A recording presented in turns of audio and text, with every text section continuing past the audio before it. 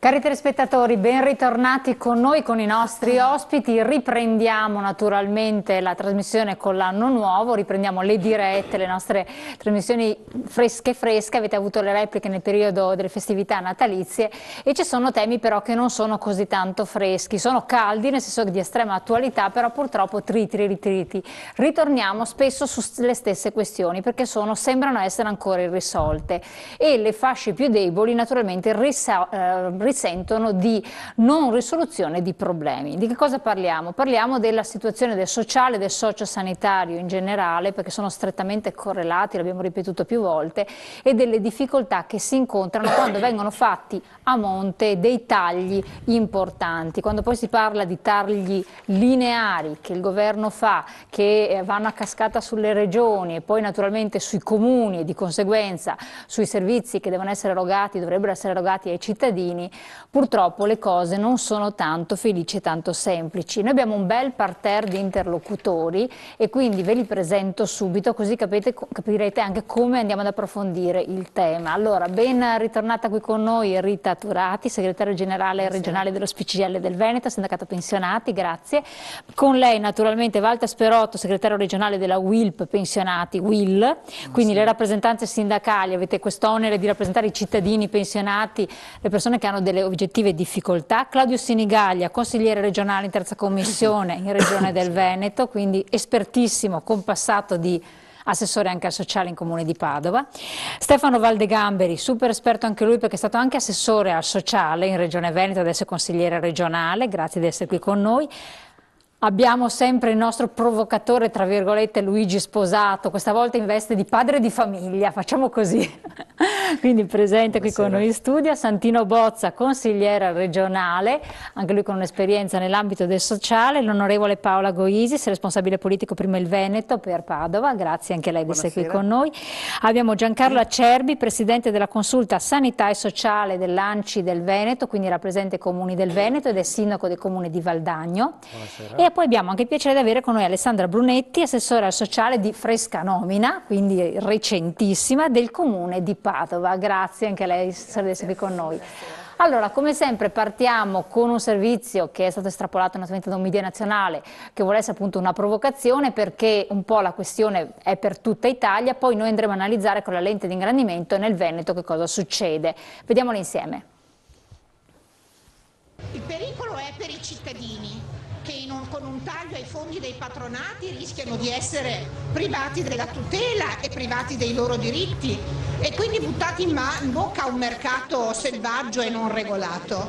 Per questo motivo noi chiediamo che il fondo per i patronati venga ripristinato nella sua interezza per il servizio pubblico che noi svolgiamo. Un taglio da 150 milioni al fondo destinato ai patronati. È contro questo provvedimento contenuto nella legge di stabilità che sabato le 29 sigle accreditate presso il Ministero del Lavoro sono scese in piazza in tutta Italia.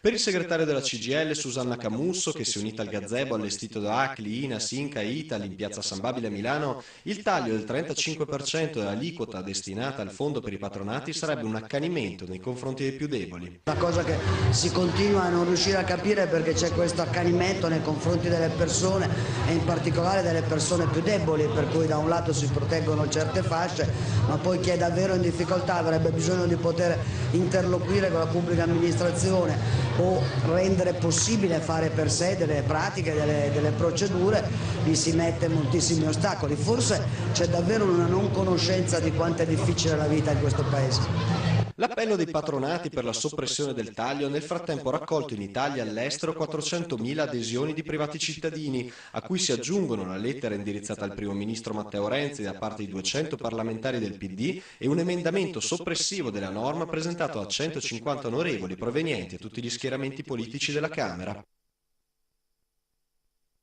Allora, mi sono partiti con l'esempio dei patronati, poi vedremo anche altri tagli, perché sono un esempio eclatante di che ripercussioni ci possono essere nell'ambito del sociale. Hanno a che fare con il sociale, il sindacato ne ha di patronati e questo ovviamente non piace ai sindacati ma anche agli altri patronati esistenti. I cittadini non se ne sono ancora ben resi conto di cosa sta succedendo. Io vorrei che prima di sentire gli altri interlocutori, voi che rappresentate i sindacati ci presentaste la situazione Come la vedete? Quindi dalle lamentele che avete avuto anche delle persone che soffrono di non autosufficienza, di disabilità, gli anziani, eccetera, perché ci sono stati già dei sintomi importanti di questi tagli, a parte le parole, questi sono già andati sui fatti. E dopo vediamo i nostri interlocutori come vedono e la Regione cosa sta facendo, cosa ha fatto. Allora, come è evidente, oltretutto, insomma, qui è presente il sindacato dei pensionati della CGIL e della UIL, casualmente, però non a caso, posso dire, insomma, battuta, nel senso che sono due interlocutori che a livello nazionale hanno fatto lo sciopero del 12 di dicembre.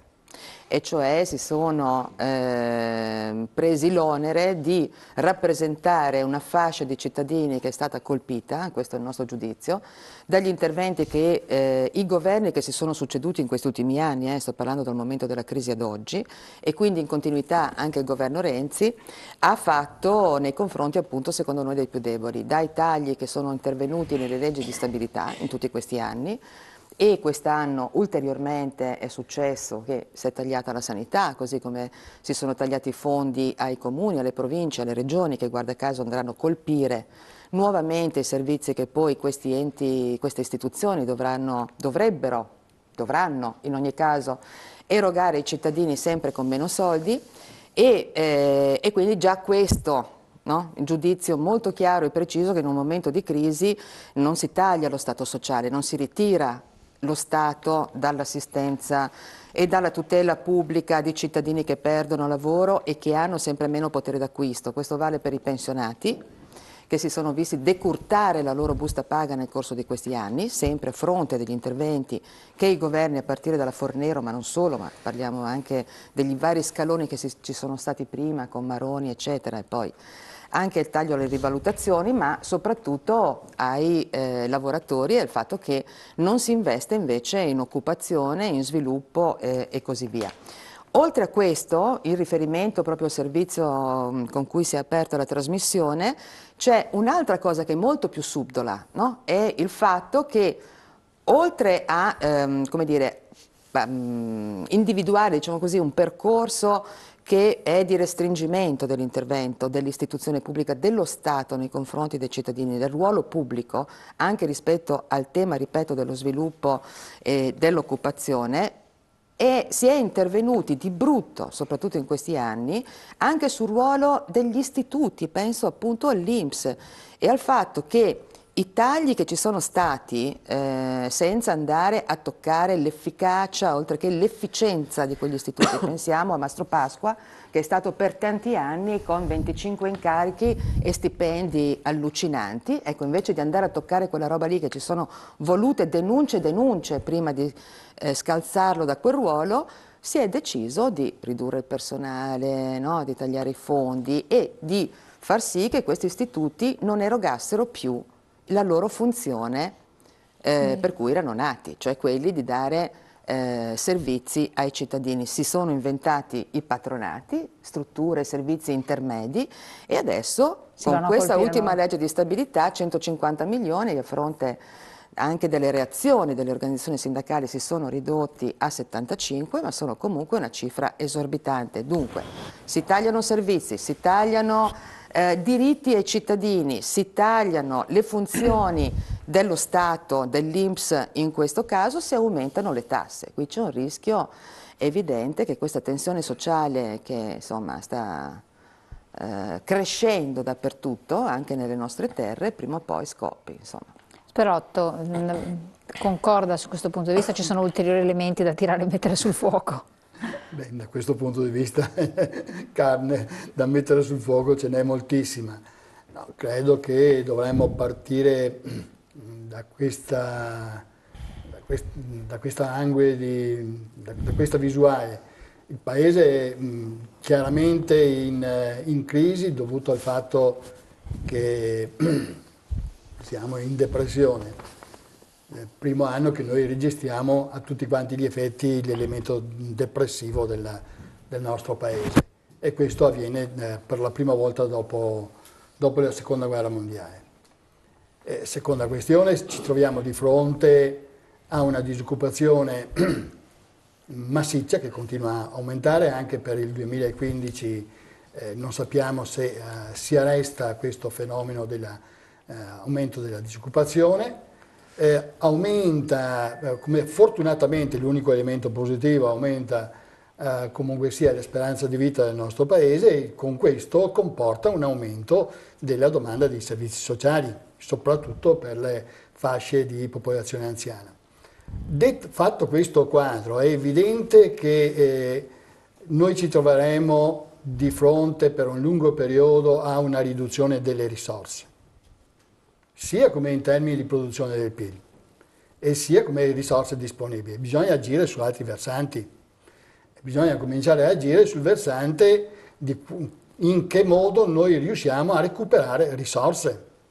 E allora possiamo gestire ancora la cosa pubblica, la gestione di tutte quante le risorse destinate da una parte al sociale nello stesso modo di prima, gestire le istituzioni nello stesso modo di prima, eccetera. Come è stato annunciato il fatto che è entrato a regime il sistema come dire, della rappresentanza della Regione Veneto, andremo a votare anziché che 60 consiglieri 51, dovevano 50. Essere 48 per la verità, ma sono 51. 50 più presidente. Sì, ecco, si sono ridotte le commissioni, ma non è sufficiente. Abbiamo bisogno di ridurre il numero delle ULSS, abbiamo bisogno che laddove ci sono come situazioni di ospedali inefficienti che non danno come prestazioni e servizi adeguati ai cittadini, no, riutilizzare quelle risorse in termini per la medicina sul territorio, dare prestazioni diverse. Abbiamo bisogno di fare un'operazione prima di intervenire sui tagli sociali. C'è tutto quanto il problema di uscire da tutte quante le partecipate, aggregare le partecipate. Facciamo un esempio, parlavamo prima di Vicenza, sulla stessa tratta noi abbiamo 3 società diverse che intervengono, no? Cioè abbiamo da una parte la società della città, dall'altra parte quella provinciale, dall'altra parte quella regionale, e fanno esattamente lo stesso tragitto. Abbiamo il problema di aggregare o come unificare dei comuni, che non ha più senso. Cioè, che senso ha un comune da 120 abitanti montano? Ecco, mi chiedo quali servizi potrebbe erogare un comune da 120 abitanti montano. Abbiamo bisogno di aggregare le prestazioni dei servizi sul piano territoriale. Perché? Perché anche qua si stanno creando, non solo si sta creando le disuguaglianze di reddito, di patrimonio, ma si stanno creando anche disuguaglianze territoriali sul piano delle erogazioni dei servizi. Ecco, questo è uno dei problemi, uno dei nodi, ma anche le stesse ULSS non danno esattamente le stesse prestazioni da una ULSS all'altra. Cioè, anche se, come dire, sulla carta tutti quanti dovrebbero dare esattamente le stesse cose, poi nell'atto pratico non è la stessa cosa. I comuni dovrebbero dare la stessa prestazione o le stesse prestazioni, ma danno le prestazioni in conformità alle risorse disponibili. Cioè, non solo, come dire, la crisi sta producendo in maniera verticale e orizzontale delle disuguaglianze che nel tempo avevamo superato. Questo è il dato drammatico. Sì, ecco, Sperotto e anche Turati, no? Visto che siete in rappresentanza dei pensionati, oggi c'era un articolo del Sole 24 Ore che parlava dei pensionati lavoratori, circa 50.000 pensionati in più che comunque restano a lavorare. Sì. Ecco, nell'ottica dalla chiave di lettura del pensionato, come giudicate questo tipo di... è opportuno, visto e considerato che c'è una grande disoccupazione giovanile, oppure si lavora perché c'è necessità di poter mantenere un tenore di vita che la pensione magari misera non mantiene? Ecco, non so se l'avete visto questo articolo. Dalla parte del pensionato, una breve considerazione. Allora, non sono 50.000, sono circa 2 milioni, cioè intorno ai 2 milioni. In più, parlavo in più. Sì, in più quest'anno. Rispetto all'anno precedente. Sono grosso modo intorno ai 2 milioni, che sono così composti. Una parte significativa lavora in nero. Una parte significativa di questi pensionati sono obbligati a lavorare perché hanno delle prestazioni previdenziali come insufficienti per difendere, eccetera, e una parte importante, anche qua sul piano della prestazione lavorativa, è determinata dalle alte pensioni. Cioè colui che ha una pensione elevata, che aveva una professionalità elevata, eccetera, accede al sistema pensionistico, ma continua a dare la sua prestazione sotto altre forme, sotto la forma della consulenza, oppure sotto la forma di un incarico, e via dicendo. Per cui la parte centrale, cioè quei lavoratori che sono andati in pensione, diciamo, dal lavoro industriale piuttosto che del lavoro della pubblica amministrazione normali, questi, come dire, normalmente stanno lì. Ma le due fasce che lavorano sono da una parte quelli che sono costretti a dover integrare il proprio reddito, e dall'altra parte le fasce alte. Questo è l'altro. Anche se adesso la riforma della Madia ha proibito a chi è in quiescenza di assolvere ad incarichi dirigenziali come pubblico. Come pubblico, non siamo sì. ancora in termini operativi. Adesso siamo in termini operativi. Adesso sì. Da circa 20 giorni siamo in termini operativi. Ecco, a questo proposito mi è arrivato un comunicato proprio del Consiglio regionale in cui c'entra anche Claudio Sinigaglia come consigliere, perché voi avete scritto che il Veneto si lascia sfuggire 400.000 euro di fondi statali per quel che riguarda il discorso della disabilità. Della vita indipendente, sì. Esatto. C'è stato un bando ministeriale e quindi la regione ha utilizzato su 10 progetti che potevano essere finanziati, praticamente ne ha finanziati la metà, quindi invece di 800.000 ha usufruito di 400.000 euro per questi progetti di vita indipendente. Insomma.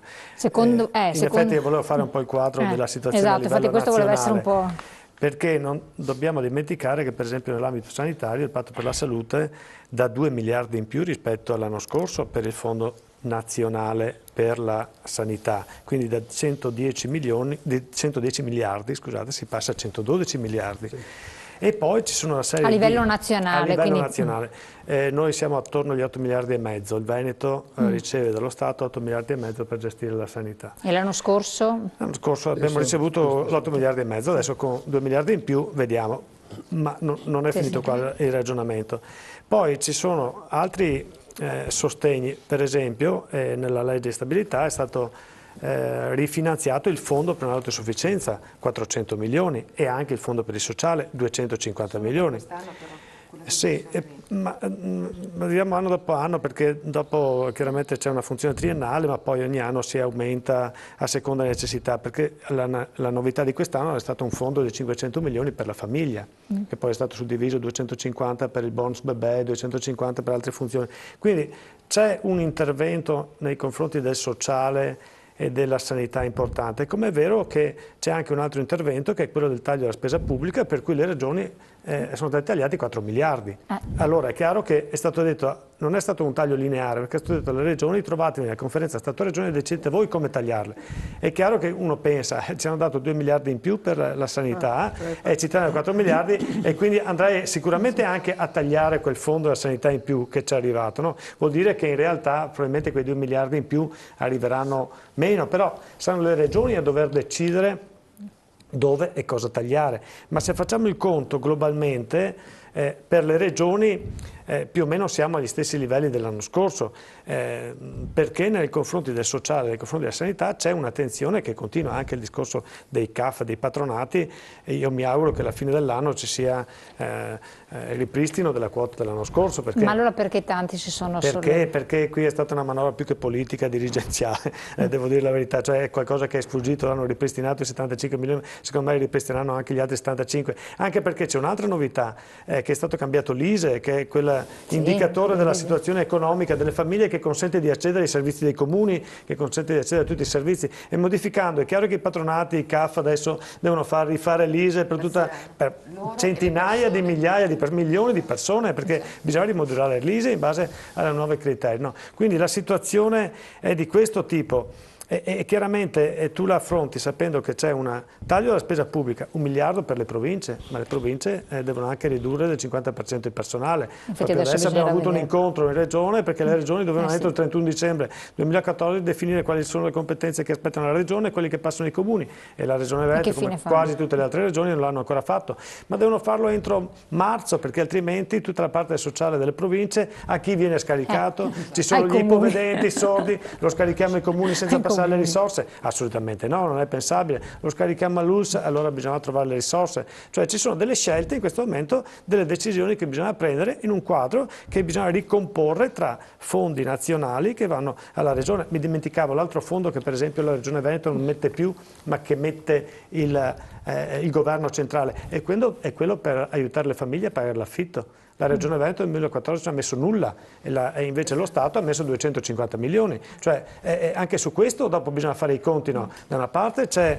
un taglio alla spesa pubblica e deve essere il taglio alla spesa pubblica improduttiva, dall'altra parte il sostegno alle famiglie che deve aumentare, ed è aumentato in questi anni, perché 2 anni fa non c'era né il fondo dell'autosufficienza, 400 milioni quest'anno, né il fondo sociale, 250 milioni quest'anno, né il fondo per le famiglie, 500 milioni, quindi rispetto al 2012-2011 c'è un aumento di attenzione al sociale e nella sanità, ma chiaramente anche con l'invito a tagliare laddove c'è una spesa improduttiva che bisogna fare, e bisogna riorganizzare il sistema sociosanitario, per cui bisogna potenziare il territorio dove diamo il contributo alla cronicità, dove ci prendiamo carico della cronicità delle popolazioni anziane, bisogna ristrutturare, passare da una spesa soprattutto ospedaliera a una spesa invece di prossimità, una spesa che si fa carico delle persone più fragili, più deboli. Un sistema diverso. Allora adesso do la parola anche a Valdegamberi e agli altri, perché poi sono anche curiosa di sentire gli altri punti di vista e poi vedere anche i comuni come devono muoversi concretamente. Andiamo rapidissimi in pubblicità, pochi secondi, poi siamo di nuovo con voi.